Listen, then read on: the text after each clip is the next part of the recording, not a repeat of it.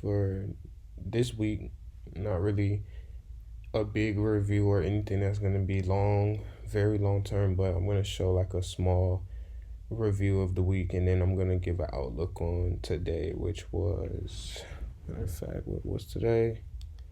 Today is July 10th, so I'm going to give you a little review on that day. But you can see we're on the daily chart here. I'm on NASDAQ. I'm on MNQ here.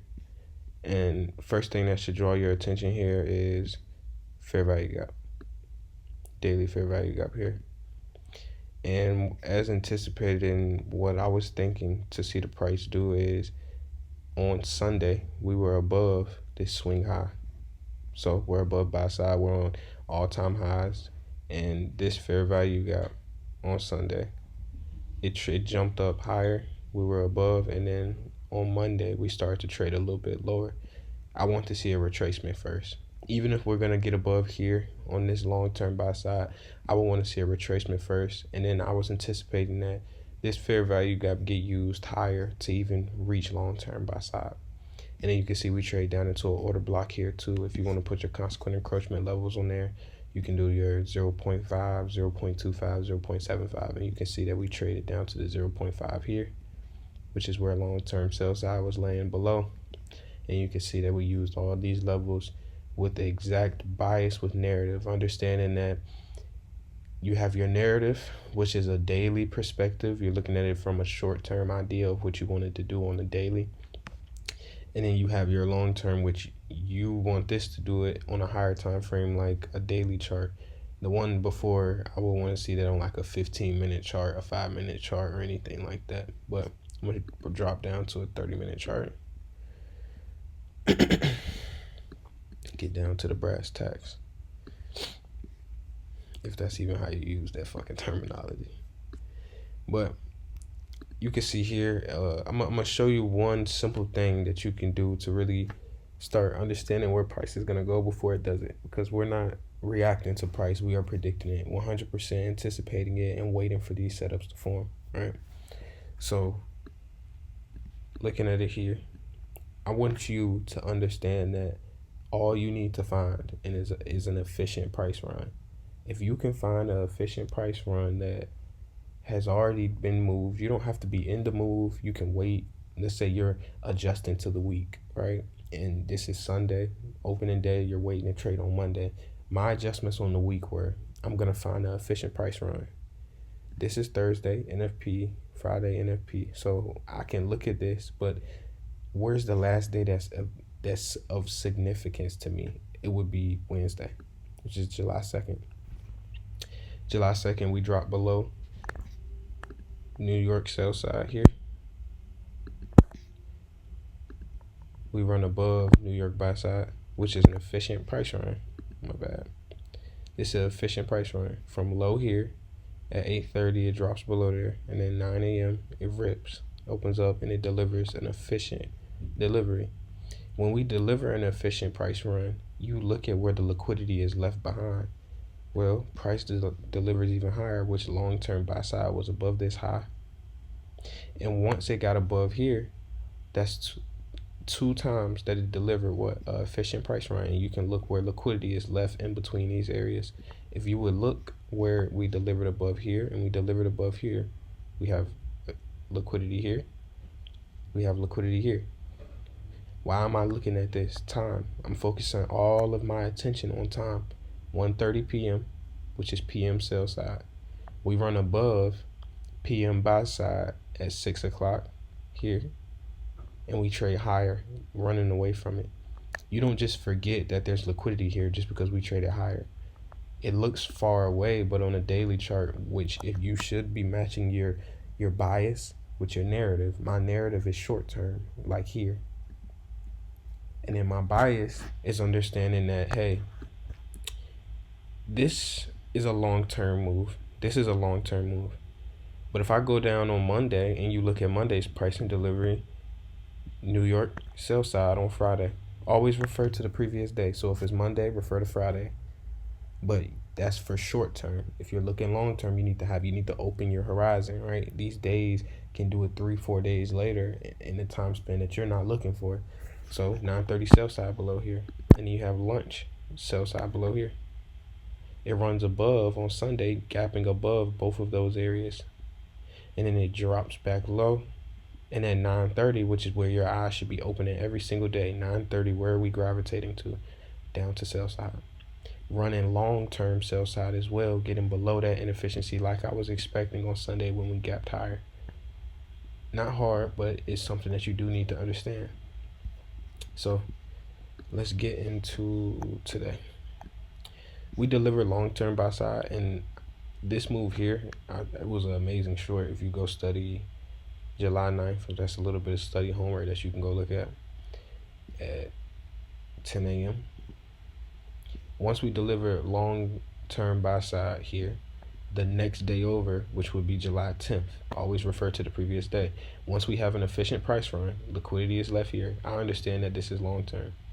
If you refer to your daily chart, what are we back above? We're back above a swing high. So we need a retracement down into a level before we trade higher. No matter what you know, no matter what you think price is going to do, it's overinflated here. It's above a daily swing high, and it needs to retrace. So that aligns your bias and narrative. That's the A+ setups that you want, all right?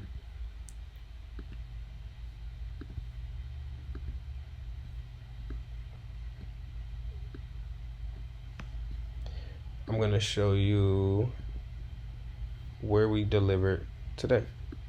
And if you scroll in a little bit quicker, I'm going to drop down on my 15-minute.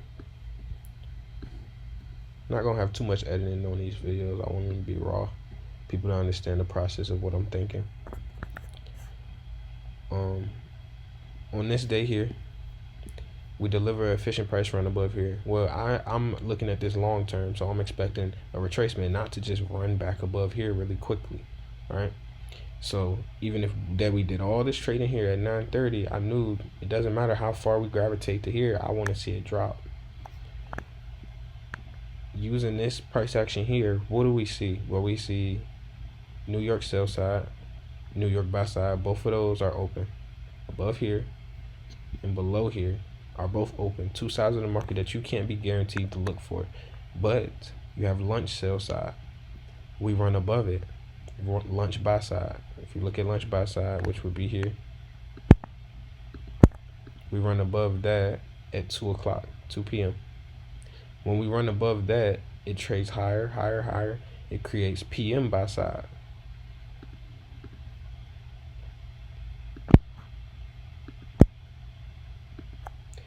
We run above that.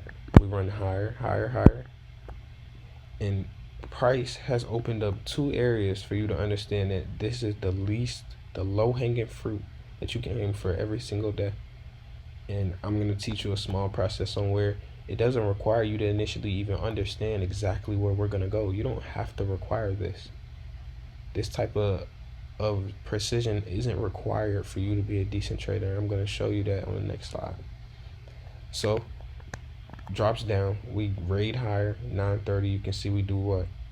We raid 15-minute buy side here, buy stops. We raid above this pre-market highs, and we raid 15-minute buy stops here at 9:30. Drop down on my 1 minute.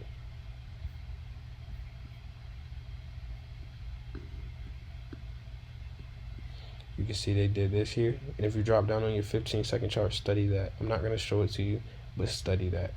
Drop it down on your 15-second chart, seeing us right above a 15-minute buy stops, and look at how the opening range gap, which is this high here, opening range gap low, we have a premium opening range gap. So shorts are one of the things that we want to see happen, and we immediately gap above it, and then we fill it. As soon as we fill it here, what does it create? First presented fair value gap here. Doesn't react off that, and it immediately floods. Initially, so I'll be honest, Top Step was having a problem with their servers today, and it was down all the way from 9:30, which is kind of odd. I'm not gonna say anything's funny about it, but it's kind of odd that they were down at 9:30. It opens up at 9:30. Price was fine at 7 a.m. when I woke up this morning, but at 9:30, it starts to glitch out with whatever they are doing in their systems, and they say that it's not working, and everybody's system is down to where your price is just frozen. Your Wi-Fi is working, but everything's just frozen, right? And to me, this was the best day.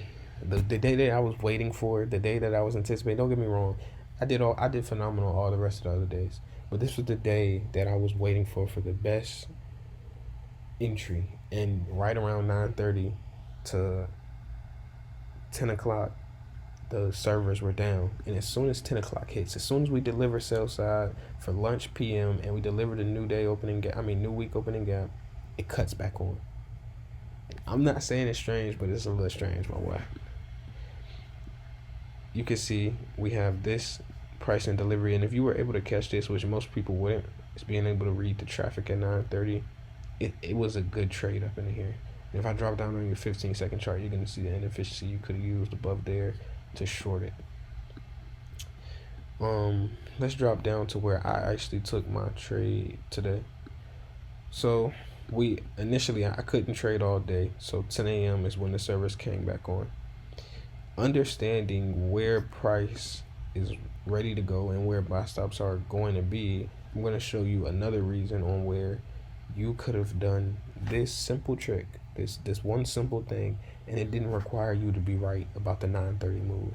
Didn't require you to even worry about this. You could have negated all of this, not thought about it, and went to one key level. What key level am I referring to? The new week opening gap. What time am I waiting for? A macro. Okay, so 10 o'clock the service came on. I can't trade. I have to wait. What's the next macro? 10:50. What do we have here? 15-minute buy stops. You see that get rated there? And let me type that out for you. Drop down on my 5-minute.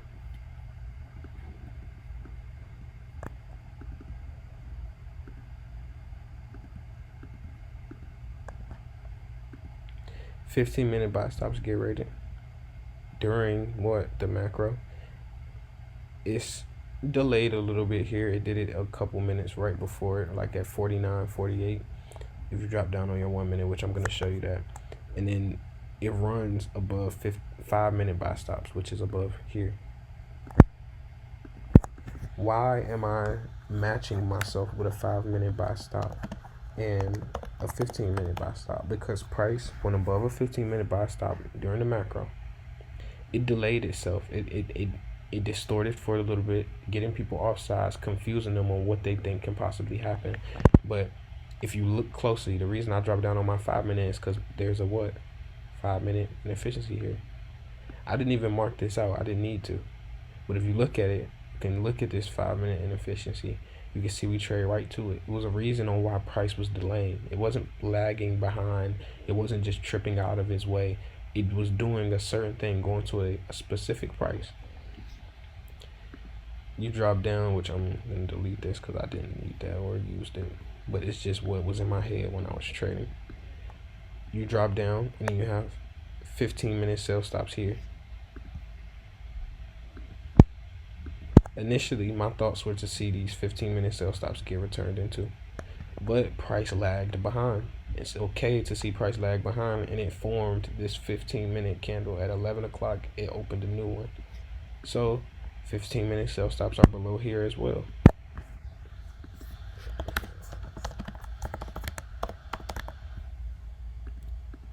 Drop down on your 1 minute. Not even your 1 minute. Let's drop down on the 15-second.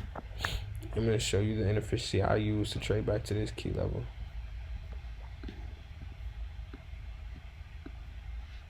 So we were not able to catch any of the price run, so we had to wait. This is one way to understand a trading setup for life. Like, this is one thing that if your oil never runs dry, this is what you're going to do. You have your 5-minute buy stops. Initially, I don't like doing 5-minute buy stops by themselves. I have to be very convicted on price to look at a 5-minute buy stop and say, hey, this is where I want to go to. Normally, I couple it with the inefficiency, order block, fair value gap, something like that. But we trade above here on a 15-minute buy stops. And I add that with a 5-minute buy stop right above there. Price offers a very, very, very specific point. And what you're gonna see is all you want to wait for. Where's your draw on liquidity? In my case here, I'm looking for a key level to be my draw on liquidity, which is the new week opening gap. Understand that the new week opening gap is my draw on liquidity because it is a key level. When we draw outside of it, I'm looking for a raid back into it. We draw 15-minute buy stops. We draw 5-minute buy stops. 10:53. Right? As soon as we do that, you use the first inefficiency that you see. You want to see it burn out. It's like a car. You feel what I'm saying? You want to see it happen fast. You don't want to see it stay there, and you want to see it respect your burnout. It did it here first, and it respected it. It never took out this high right here to the pip. It stopped right on the dime. Use this inefficiency here. Spread that to the right, which I'm gonna put my 15-minute box up so you can see the consequent encroachment level. It trades above, goes higher, rejects, and this is exactly where I shorted at. And I'm gonna show you my executions.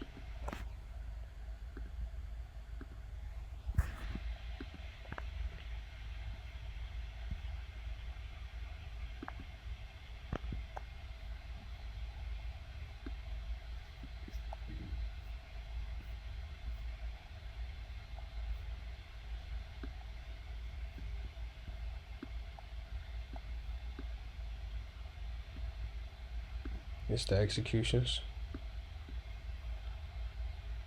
Understanding how I want to see it drive above 15-minute buy stops. It drives above a 5-minute buy stop, trades to an inefficiency. 5-minute inefficiency. Sells off, respects consequent encroachment. I was already in the position as soon as it drove back below this fair value gap. I know exactly what I'm looking for. Trades to the new week opening gap, I take a partial. Trades lower to these 15-minute sell stops, I take another partial because it delayed. Right? 15 sell stops were below here initially. When it delayed and it took a while to get there, 15-minute sell stops formed at 11 o'clock here. You can see the lowest low would be at 10. Hold on, let me see. 10:46 would be the lowest low. That's why you got to know your time, understand where it's driving to. It forms these 15-minute sell stops here. Delivers at 11:10, end of the macro. I take two partials there and I leave one contract on to go back below these sell stops. It stops me out, break even on that last contract. So no problem, no issue with what it is, but just finding your key levels and understanding how to use them and being very nimble.